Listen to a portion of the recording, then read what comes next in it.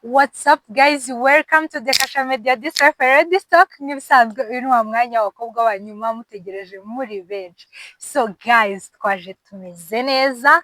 Tumva yase umeze mba meze neza ndi mu mavuta y'umunsi. Nari mbakumbuye cyane. Twari tubakumbuye, nareke kwivuga wenyine, tubakumbuye twese. Twaje tuvuga ngo today is the day.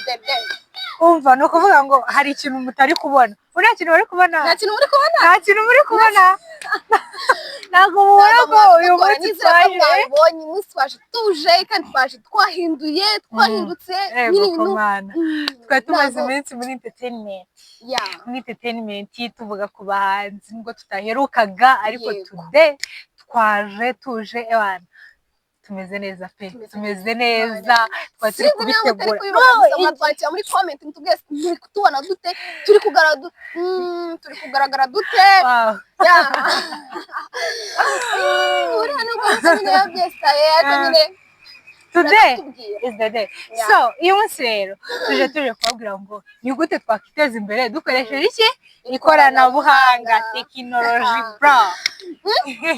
Muri kubona ukuntu nyine iyi si iri kugenda ibintu by'ikoranabuhanga muri technology. Nta nyine isi turimo ni ya technology, ntago ari isi yo kuvuga ngo ni handi ha kera numvishe ngo bakoreshaga ngo kugira ngo nyine ngo bamenye ngo hari inama se ngo cyangwa hari ikintu runaka, ngo bakubitaga ingoma ngo cyangwa bagacana umwotsi, nyine ngo bagacana ngo abantu ngo bakabona umwotsi, bakamenya ko hari ikintu hari inama iri bube runaka. Noneho ngo hari ukuntu bakubitaga ingoma bitandukanye, niba ari ingoma y'inama bakamenya ngo ni ingoma y'inama, niba ari ingoma wenda yo kubika bakamenya ngo ni ingoma yo kubika.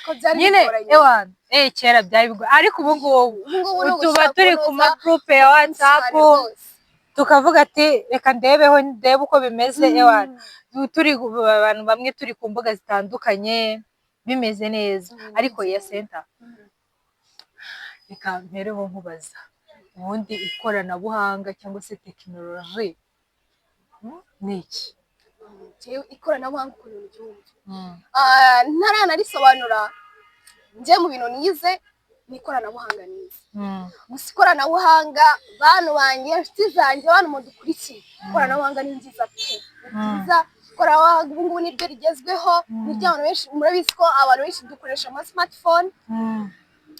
Akenshi tuba turi ku ma IG, Facebook, YouTube, X, WhatsApp, ibintu nyine byinshi. Urumva ko ibyo bintu ni ama application akoranye n'iki n'ikoranabuhanga. Urumva ko ibyo bintu ni ibintu biri kutujyana ahantu kure, biri gutuma twinkrizinga mu bumenyi. Ikindi iki gihugu cyacu cy'u Rwanda muri kubona ukuntu kiri kugenda kinkrizinga mu iterambere binyuze mu ikoranabuhanga. So abantu muri kwiga ibintu bya IT nyine ibintu bijyanye n'ikoranabuhanga amushyiramo imbaraga pe. Birimo amafaranga icyambere, birimo amafaranga, ikindi biri menshi cyane, birimo biradu mu bwonko nyine biri gutuma dutekereza neza, bituma umwana akura afite icyazi ku kintu cyitwa ikoranabuhanga. Buriya ndayemera cyane. Si kuba ko nayize gusa nyine nicyo kintu mbona kinkrizinze abantu benshi bakora ukabona ko gifite intego. Ni ukuvuga ngo ikoranabuhanga ushatse waka ikoranabuhanga si ubwo ari ryo rifashe iyi si turiho. Oya mbere yuko riza nanone isi yari iriho kandi yarakoraga, ariko nyine uko ryaje nuko iri kugenda ikora, irimo irahindura byinshi cyane. Hamwe abantu batari bazi ngo uyu munsi hari umuganda rusange, bamwe niba bimenye cyangwa se, ariko kubera ikoranabuhanga urajya kuma ariko bidakuyeho ko umuganda b'abantu bavuga mu makaritsiye runaka bakivuga, kuko urabizi ko abantu benshi badafite ayo ma smartphone. Hari abantu batayafite, biba bisabwa ko bagomba kubwirwa nabo ngabo. Ariko nanone urumva ko biba bikenewe, wa muntu uba uri bize mu kazi, uvuye ku kazi ntago azabona umwanya wo kumva wa wundi uzajya kubiranga. Bisaba ko ajya hehe ku ma application. Ariko se ni ukuvuga none se tuvuge ko wenda turi mu Rwanda tureba ibindi, buri karitsiye bafite urubuga bashiriraho bakavuga ngo runo ni urubuga rw'umudugudu. Njyewe nzi ko wenda nk'umudugudu wacu ewana bafite urubuga bahuriraho bakavuga ngo uyu munsi hari umuganda wenda rusange, uyu munsi turajya kubakira runaka, urubyiruko wenda ruri muri uwo mudugudu bakaba bavuga ngo uyu munsi nyine ibintu byose byabaye kuri interinete, ariko se ubona ari byo byiza sha njye kuko ni byiza cyane. Njye mba mbona ibyo bintu birenze nyine kurushaho. Nyine urabona kuri akuboro umuntu ajya kuvuga ajya kubitangaza, kuri akuboro babika kera, noneho iyo umuntu yapfaga barabibikaga ukajya nyine ukumva umuntu ari kugenda avuga ati runaka yapfuye ababishoboye muze gushyingura, ariko ubu ngubu ntabwo bikiri ngombwa ko umuntu ajya kubika. Okay, babishyira ku WhatsApp ya group, ushoboye akabisoma, utabishoboye runaka akajya kumutumira iwe, ariko ntabwo ibyo bintu bikibaho. Urumva ko ikoranabuhanga ryaje rihindura ibintu byinshi cyane byajyaga bikorwa kera, ariko ntabwo bigikorwa. Ni ukuvuga ngo kugenda yihuta cyane. On your side urabona ko ni byiza? Ni byiza pe, ni byiza cyane. Kuki se kuki tutaguma kuri gakondo yacu? Ya gakondo sinyihakaye, tunayigumaho kuko niho turacyayikora, ariko nanone viziyo ni viziyo.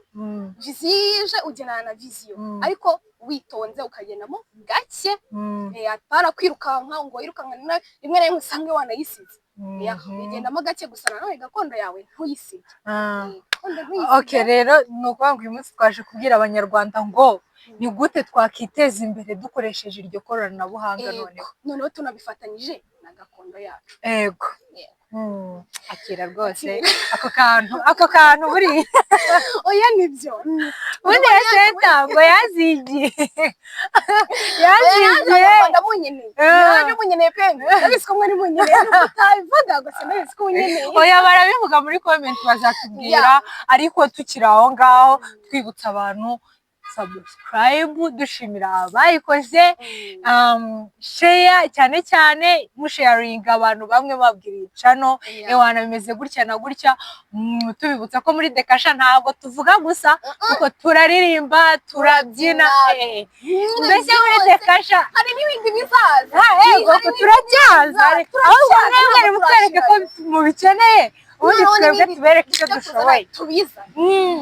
Ni ukuvuga ngo nari nyiri kuvuga comment turazikeneye pe, comment zirakenewe, ntabwo mujya mutubwira ngo mutubwire ese ko hano tutari kubabona, ese ko twababuze, ibaze ko tugenda tukamara, ariko ntabwo mudukunda, ibaze ko tugenda tukamara amezi 5 mutanavuga ati abakobwa bacu bari he, ubu n'urukundo nyabakimama muri kutwereka amwe rero ibintu bamwe dukora ari sape, ni ukuri kw'Imana tuboneka ibyo dukora bibafitiye akamaro, bifite icyo bifashe, natwe nyine biduhe motivation yo gukora cyane. Yego, muraducecekanye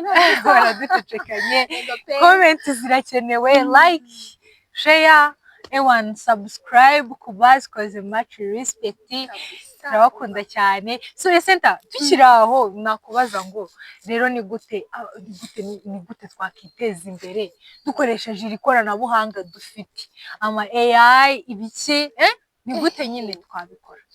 Icyambere cyo no kubikorana ubwenge, twabanje gutekereza.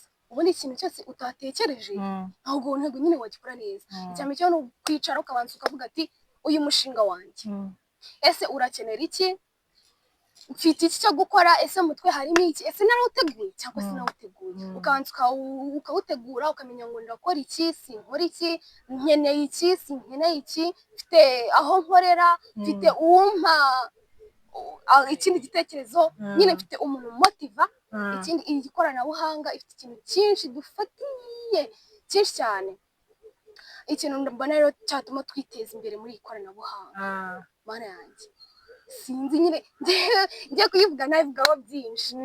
Nuvuga ngo uba ukeneye umuntu ukuri hafi, mukorana kuvuga ngo wenda mfite projet nkora, ariko hari igitekerezo ndikubona. Nese ntabwo wakora projet wenyine, ubu ukungana uko ntabwo wakicara uvuge ngo ngiye nubatse projet ndayikoze uri umwe.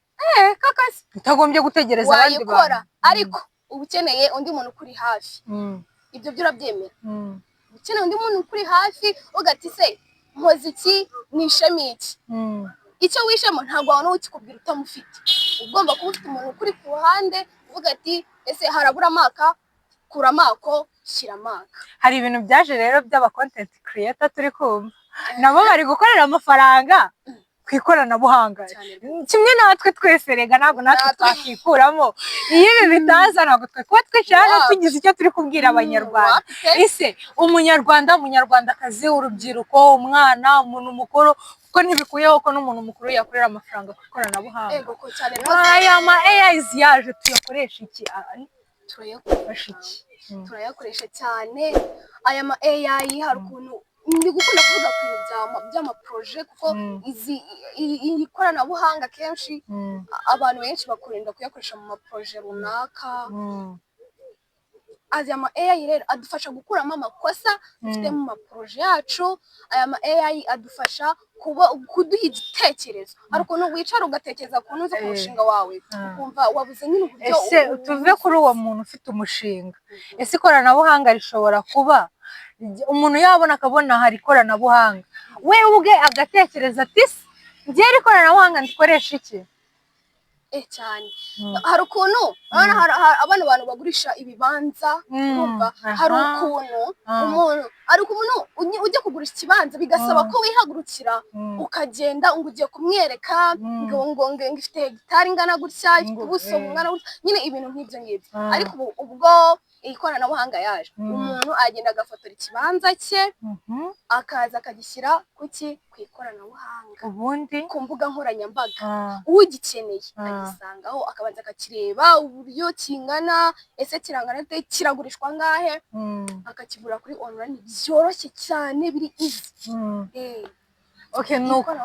Ni ukuvuga ngo ubu ngubu igihari cyo nuko ikoranabuhanga tubaye twebwe nk'urubyiruko cyane cyane nkunda kuvuga urubyiruko sinzi impamvu tubaye dukoresheje ikoranabuhanga neza byatugeza kure cyane hatanabaho tumotiva n'aba content creator yego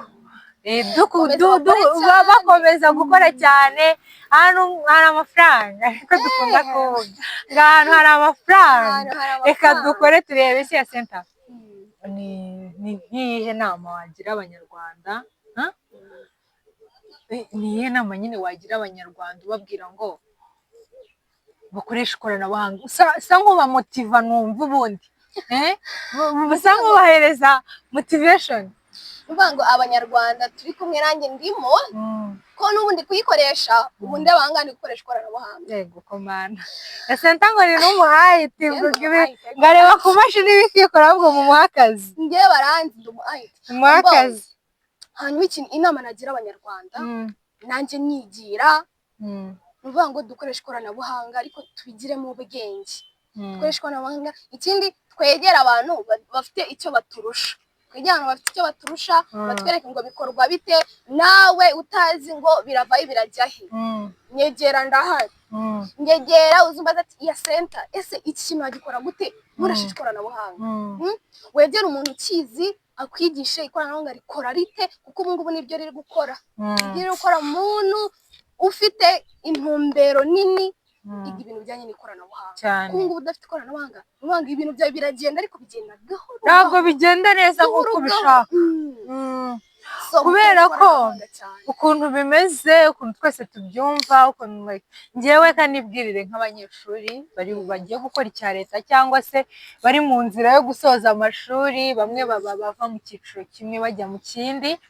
Icyo nababwira cyo ikoranabuhanga ni ikintu cya mbere kuko nk'ubu ngubu urajya kuri telefone yawe ukajya nko kuri channel ya Nesa wenda kuri WhatsApp kuri IG kuri Facebook kuri nyine kuri X yahoze ari Twitter ukamenya ngo njyewe ndajyaho mbere ibizamini bya Nesa byashize na marking guide yabyo ku banyeshuri bakamenya. So abanyarwanda nyine twige gukoresha ikoranabuhanga kuko bizatuma twiteza imbere nk'uko twabivuze mu gihe twasoje ibyo twavuze byinshi mwabyumvishe mwari muhari mumenye ngo ikoranabuhanga rikoreshwa gutya twegere mugani wa abantu babizi kuturusha na center wize IT by the way nanjye niyo nize ntabwo nahemukira nyine ibyo bintu tubyiteho.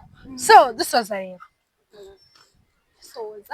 dusoza ikintu cya mbere tubabwira ndabisubiramo kubakoze subscribe much respect kuri mwebwe muba mwaratweretse ikintu gikomeye cyane, baba baratweretse ukuntu badukunda. Niyo mpamvu rero urwo rukundo rwanyu tutazarupfusha ubusa, natwe tuzabahata ibiganiro bibareba. Share, like na comment. Hanyuma ikindi Yasenta wakoze cyane.